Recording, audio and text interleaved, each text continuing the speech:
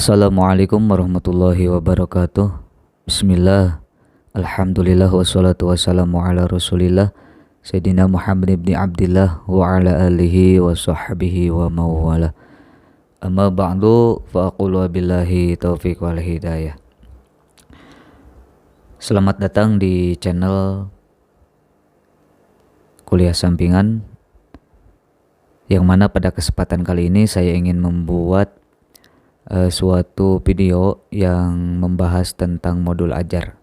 Nah, kenapa modul ajar ini perlu dibahas? Dikarenakan wabil khusus bagi Bapak, Ibu guru, dan para pendidik pengajar sekalian, modul ajar ini sangat penting sekali, apalagi di kurikulum merdeka, kurikulum terbaru yang sudah diterapkan di Nusantara ini, yaitu di Indonesia, dan sudah dipakai oleh beberapa sekolah penggerak yang terpilih dari mulai tahun 2021. Nah, yang mana untuk modul ajar ini sangat penting sekali ya bagi seorang guru, bagi seorang pendidik sebelum mengajar kepada murid-muridnya. Nah, untuk itu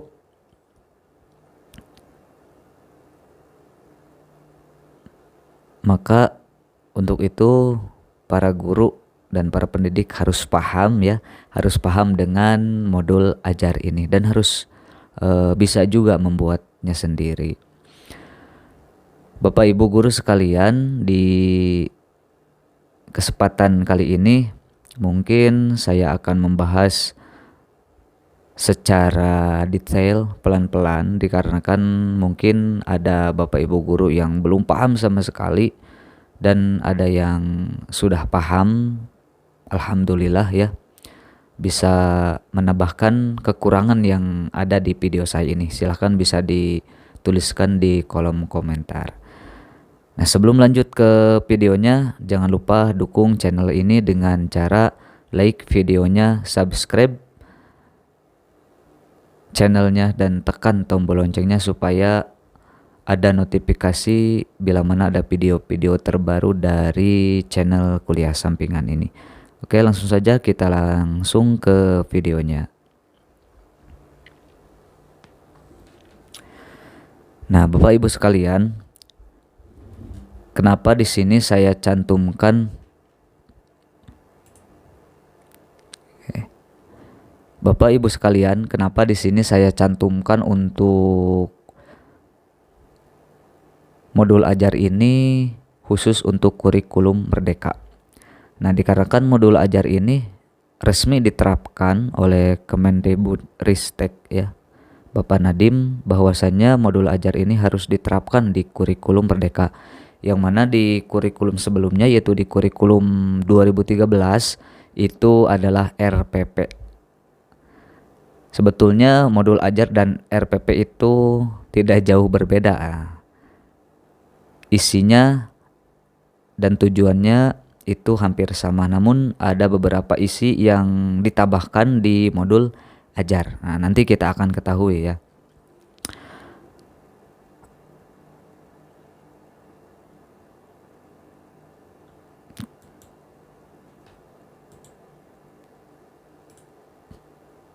Nah, sebelum kita jauh lebih mengetahui untuk apa itu modul ajar, nah kita harus pahami dulu konsep modul ajar, yang mana konsep modul ajar ini meliputi beberapa materi ya. Nah, kita harus mengetahui dulu apa itu yang dinamakan modul ajar. Nah, modul ajar adalah sejumlah alat atau sarana media, metode, petunjuk, dan pedoman yang dirancang secara sistematis dan menarik. Nah, jadi modul ajar ini adalah salah satu media pembelajaran ya, media ajar. Jadi modul ajar ini adalah sejumlah alat atau sarana atau media, metode, petunjuk, dan pedoman yang dirancang secara sistematis dan menarik. Nah, jadi Bapak Ibu guru ketika ingin mengajar harus merancang dulu ya, harus merancang dulu modul ajar bahwasannya supaya nanti ketika mengajar itu si peserta didik itu kesannya itu menarik. Dan modul ajar juga jangan dibuat serumit mungkin, tapi dibuat dengan semudah mungkin, sistematis ya. Nah, jadi sebelum Bapak Ibu guru mengajar harus merancang dulu modul ajar. Kenapa? Nah, karena di sini ada kan metode, petunjuk atau pedoman. Nah, jadi ketika Bapak Ibu guru mengajar akan lebih mudah lagi. Kenapa? Karena ada panduannya. Jadi ketika Bapak Ibu guru mengajar itu tidak ngawur ya. Tidak ngawur nanti ketika mengajarnya, tidak ke sini ke situ. Nah, kalau ada modul ajar, insya Allah ngajarnya pun akan sesuai dengan apa yang diajarkan oleh Bapak Ibu guru karena sudah direncanakan. Nah, modul ajar merupakan implementasi dari alur tujuan pembelajaran yang dikembangkan dari capaian pembelajaran dengan profil pelajar Pancasila sebagai sasaran. Nah, poin yang kedua ini adalah jadi modul ajar itu sebagai implementasi ya, implementasi dari alur tujuan pembelajaran yang dikembangkan dari capaian pembelajaran dengan profil pelajar Pancasila sebagai sasaran. Jadi maksudnya ketika kita sudah mengetahui profil pelajar Pancasila dan capaian pembelajaran, terus kita membuat alur tujuan pembelajaran, nah diimplementasikan lewat modul ajar. Nah, kalau kita tahu profil pelajar Pancasila, capaian pembelajaran tahu, alur tujuan sudah kita rancang, tujuan pembelajaran sudah kita rancang, tetapi tidak dikonsep di modul ajar, tidak implementasikan, tidak ditulis di dalam modul ajar, ketika kita ngajar itu akan ngawur. Ya akan ngawur karena manusia itu tidak luput dari lupa ya. Kalau ada modul ajar dirancang secara teks ya, kita kalau lupa bisa lihat di modul ajar ini. Nah, yang poin ketiga, modul ajar disusun sesuai dengan fase atau tahap perkembangan peserta didik, mempertimbangkan apa yang akan dipelajari dengan tujuan pembelajaran dan berbasis perkembangan jangka panjang. Nah, poin ketiga ini, modul ajar itu disusun dengan fase atau tahap perkembangan peserta didik. Nah, yang mana untuk di kurikulum Merdeka itu ada beberapa fase ya, fase A, fase B, fase C, fase D, fase E. Nah, jadi untuk kelas 1 dan 2 itu fase A. Ya, kelas 3 dan 4 fase B, kelas 4 dan 6 fase C, kelas 10 dan seterusnya nanti kita akan bahas ya. Nah, itu jadi per fase ya. Jadi jangan hanya membuat modul ajar itu semau kita ya, semau kita tanpa melihat kondisi dari peserta didik. Peserta didik ini misalkan harusnya di fase B membuat modul ajar di fase C. Nah, itu tidak boleh. Ya, harus sesuai dengan fase-fase yang akan diajarkan kepada peserta didik. Poin yang keempat, ini modul guru perlu memahami konsep mengenai modul ajar agar proses pembelajaran lebih menarik dan bermaknanya. Makanya guru itu harus mengetahui ya konsep-konsep dari modul ajar ini. Nah, di sini ada bulatan yang mana di sini ada profil pelajar Pancasila, capaian pembelajaran, alur tujuan pembelajaran, terus modul ajar. Maksudnya apa? Nah, jadi yang di luar, nah ini adalah modul ajar. Jadi modul ajar ini mencakup atau menggendong dari alur tujuan pembelajaran, capaian pembelajaran, dan profil pelajar Pancasila. Jadi di dalam modul ajar ini ada profil pelajar Pancasila, ada capaian pembelajaran, ada juga alur tujuan pembelajaran. Oke, next. Nah, setelah kita mengetahui konsep pengertian dari modul ajar, nah kita juga harus tahu komponen dari modul ajar ya, komponen dari modul ajar ini. Guru dalam satuan pendidikan diberi kebebasan untuk mengembangkan modul ajar sesuai dengan konteks lingkungan dan kebutuhan belajar peserta didik. Modul ajar dilengkapi dengan komponen yang menjadi dasar dalam penyusunan. Komponen modul ajar dalam panduan dibutuhkan untuk kelengkapan persiapan pembelajaran. Komponen modul ajar bisa ditambahkan sesuai dengan mata pelajaran dan kebutuhan. Nah, jadi Bapak Ibu guru harus mengetahui ya makna dari naskah ini. Jadi guru itu diberi kebebasan untuk menyusun modul ajar sesuai kebutuhan Bapak Ibu guru sekalian. Jadi tidak memaksakan harus sesuai dengan komponen yang ada di naskah ini atau materi ini. Nah, ini hanya dasar, hanya pondasi sebagai rujukan Bapak Ibu guru untuk menyusun atau membuat modul ajar gitu ya. Nah, komponen modul ajar di sini ada 3 poin ya, ada 3 poin. Yang pertama itu informasi umum. Ya, yang pertama itu adalah informasi umum. Yang kedua kompetensi inti atau komponen inti. Yang ketiga adalah lampiran. Sekali lagi, jadi modul ajar ini ada 3 buah. Yang pertama informasi umum, yang kedua komponen inti, yang ketiga adalah lampiran. Nah, komponen modul ajar yang pertama yaitu informasi umum ini ada beberapa poin ya. Yang pertama di sini ada poin dari nama penyusun, institusi, dan tahun disusunnya modul ajar. Jenjang sekolah, SD, SMP, SMA, kelas, alokasi waktu. Penentuan alokasi waktu yang digunakan adalah alokasi waktu sesuai dengan jam pelajaran yang berlaku di unit kerja masing-masing. Misalkan saya kan ngajar di SD 2 Giri Makmur. Kebetulan saya mengajar pelajaran PAI ya dan budi pekerti. Misalkan di sini di informasi umum untuk identitas umum, nama penyusun Dede Muhammad Nurdin, institusi SDN 2 Giri Makmur. Tahun disusunnya tahun 2022 ya yang kemarin semester 1. Terus di sini jenjang sekolah pasti SD. Nah, di sini kelas 1 atau 2, 3. Nah, bisa juga ditambahkan ya dikembangkan ada fase, misalkan fase A ya, fase B, fase C. Nah, ini hanya dasar ya. Ini yang ada di naskah ini hanya segini, tidak ada fase.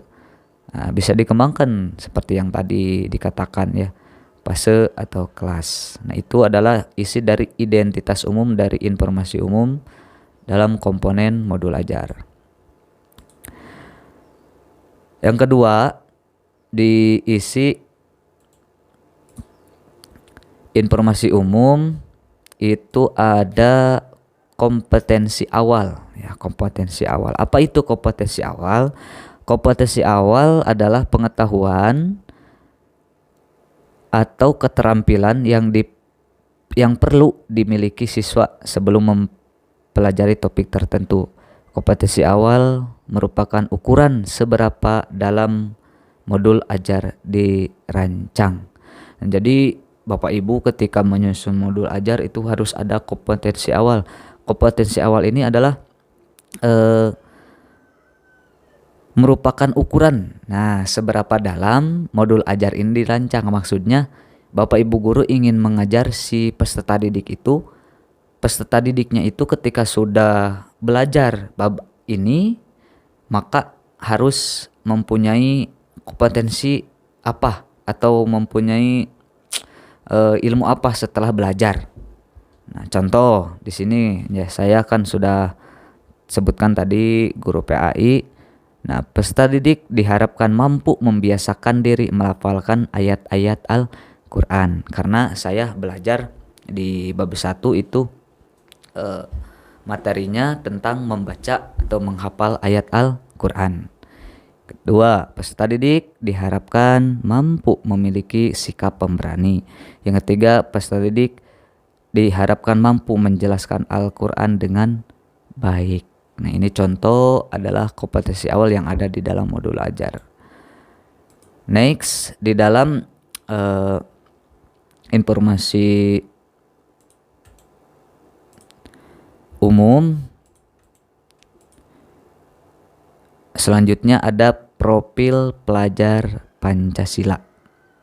Nah, profil pelajar Pancasila merupakan tujuan akhir dari suatu kegiatan pembelajaran yang berkaitan erat dengan pembentukan karakter peserta didik. Profil pelajar Pancasila atau P3 dapat tercermin dalam konten dan atau metode pembelajaran. Di dalam modul pembelajaran, profil pelajar Pancasila tidak perlu mencantumkan seluruhnya, namun dapat memilih profil pelajar Pancasila yang sesuai dengan kegiatan pembelajaran dalam modul ajar. Nah, jadi Bapak Ibu sekalian, di dalam modul ajar ini harus dicantumkan ya profil pelajar Pancasila. Nah, kenapa? Karena di kurikulum Merdeka ini ditekankan sekali supaya si peserta didik itu mampu mengamalkan yang ada di profil pelajar Pancasila. Nah, untuk profil pelajar Pancasila pun tidak seharusnya dimasukkan semuanya. Memang ada berapa profil pelajar Pancasila? Nah, profil pelajar Pancasila ini ada yang pertama, beriman dan bertakwa kepada Tuhan Yang Maha Esa. Yang kedua, berakhlak mulia. Yang ketiga, mandiri. Yang keempat, bernalar kritis. Yang kelima, kreatif. Yang keenam, bergotong royong dan berkebinekaan global. Berarti ada 7 ya. 1, 2, 3, 4, 5, 6, 7. Nah, jadi profil pelajar Pancasila itu ada 7. Nah, dari ketujuh profil pelajar Pancasila ini tidak seharusnya, tidak semuanya harus dicantumkan kepada modul ajar yang Bapak Ibu guru buat. Nah, sesuai pelajaran yang Bapak Ibu ajarkan. Misalkan di sini saya mengajar PAI ya, babnya itu mempelajari Al-Qur'an. Nah, saya masukkan beriman dan bertakwa kepada Tuhan Yang Maha Esa, karena ini berkaitan dengan keagamaan. Nah, agama Islam kan Al-Qur'an. Terus bisa berakhlak mulia. Setelah mempelajari Al-Qur'an, diharapkan peserta didik mampu bertakwa kepada Tuhan Yang Maha Esa, berakhlak mulia. Nah, misalkan contoh ya, 2 saya masukkan di bab tersebut. Nah, terus ada pelajaran di PPKN atau PKN. Ya, Bapak Ibu guru mengajar bab PKN, bukan bab PKN ya. Mata pelajaran PKN, misalkan pelajarannya itu Pancasila, ya Pancasila atau Bhinneka Tunggal Ika. Nah, bisa langsung diterapkan, misalkan di sini ada bergotong royong dan berkebinekaan global. Ya pokoknya Bapak Ibu guru jangan sampai si profil pelajar Pancasila yang 7 ini salah ya dimasukkan kepada pelajaran yang Bapak Ibu guru ajarkan. Yang selanjutnya yang ada di informasi umum itu ada sarana dan prasarana. Nah, sarana prasarana itu adalah merupakan fasilitas dan bahan yang dibutuhkan untuk menunjang kegiatan pembelajaran. Sarana merujuk pada alat dan bahan yang digunakan, sementara prasarana di dalamnya termasuk materi dan sumber bahan ajar lain yang relevan yang digunakan dalam kegiatan pembelajaran. Ketersediaan materi disarankan mempertimbangkan kebutuhan peserta didik baik dengan keterbatasan atau kelebihan teknologi, termasuk sarana dan prasarana yang penting untuk diperhatikan dan juga dimanfaatkan agar pembelajaran lebih dalam dan bermakna. Misalkan di ruang kelas yang Bapak Ibu ajarkan, nah ini adalah namanya adalah sarana ya, sarana. Nah, kalau prasarana ini seperti buku ajar ya, buku ajar, buku guru, buku murid, terus Al-Quran, papan tulis, proyektor. Kalau misalkan menggunakan teknologi ya laptop, HP, internet, terus papan tulis, alat tulis lah pokoknya, gambar gitu. Itu adalah sarana dan prasarana. Nah, di sini saya contohkan, saya di sarana prasarana ada mushaf, Al-Quran, papan tulis, spidol, serta alat tulis lainnya. Yang kedua, proyektor LCD. Nah, karena saya mengajar menggunakan teknologi ya. Pelantang atau speaker aktif, laptop media pembelajaran interaktif, dan gambar atau poster. Nah, itu adalah untuk sarana prasarana. Yang selanjutnya di informasi umum ada target peserta didik. Nah, kenapa harus ada target peserta didik? Karena di kurikulum Merdeka itu tidak sekonyong-konyong Bapak Ibu guru menyamakan antara peserta didik yang 1 sampai yang 20. Jadi ibu mengajarkan sama itu saja. Ya. Itu tidak boleh ya, tidak boleh di kurikulum Merdeka ini, tidak boleh. Misalkan si A itu fisiknya itu kurang. Nah, fisiknya itu kurang, misalkan dalam menulis tidak seperti yang si B. Nah, Bapak Ibu paksakan supaya si A itu sama dengan si B, itu tidak boleh. Nah, Ibu harus cantumkan ya target peserta didik. Nah, di sini ada peserta didik reguler atau tipikal umum, tidak ada kesulitan dalam merencana dan memahami materi ajar. Peserta didik dengan kesulitan belajar, memiliki gaya belajar yang terbatas. Hanya satu gaya, misalnya dengan audio, memiliki kesulitan dengan bahasa dan pemahaman materi ajar, kurang percaya diri, kesulitan berkonsentrasi jangka panjang. Ketiga, peserta didik dengan pencapaian tinggi, mencerna dan memahami dengan cepat, mampu mencapai keterampilan berpikir aras tinggi host, dan memiliki keterampilan memimpin.